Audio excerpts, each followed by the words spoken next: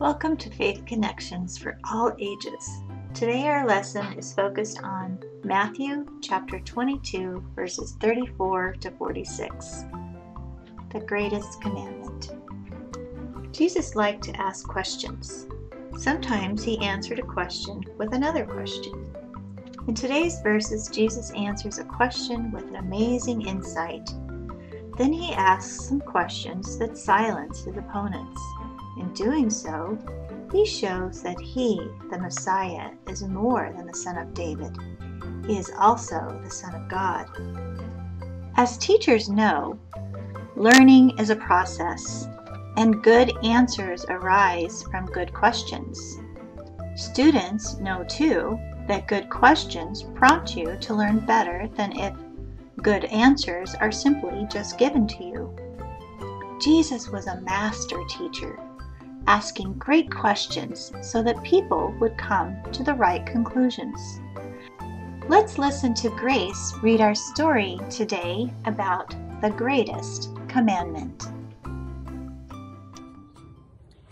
See this picture right here? These people with their mouth wide open.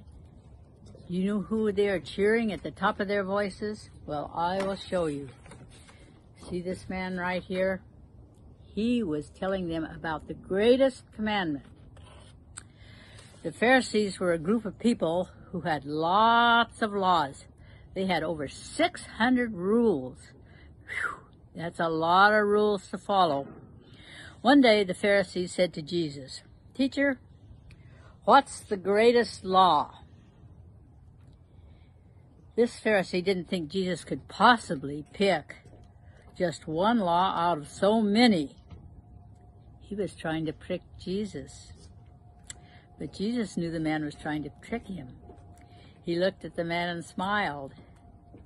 Love God with all your heart, with all your soul, with all your mind, Jesus said.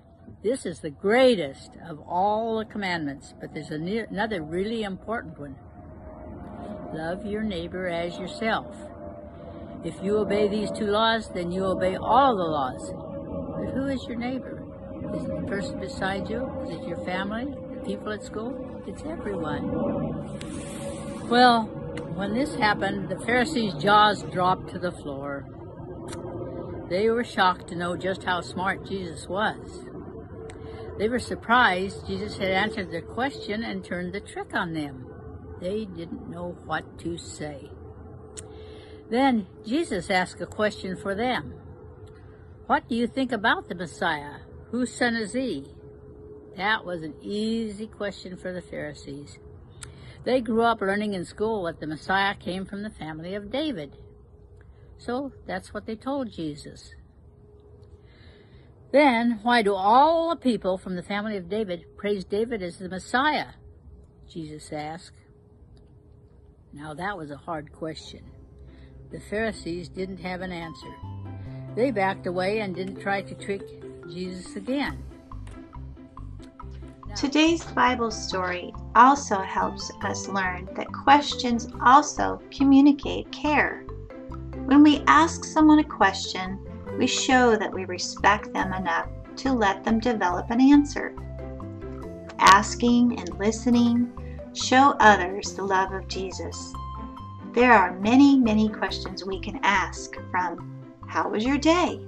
to "Why do you feel that way?" Likewise, we can care spiritually by asking, "How have you seen God work in your life?" Or, "What do you think about Jesus?" What questions have people asked because they cared about you? What spiritual questions helped point you to God? Sometimes we are afraid to witness for God because we fear we don't have all the right answers.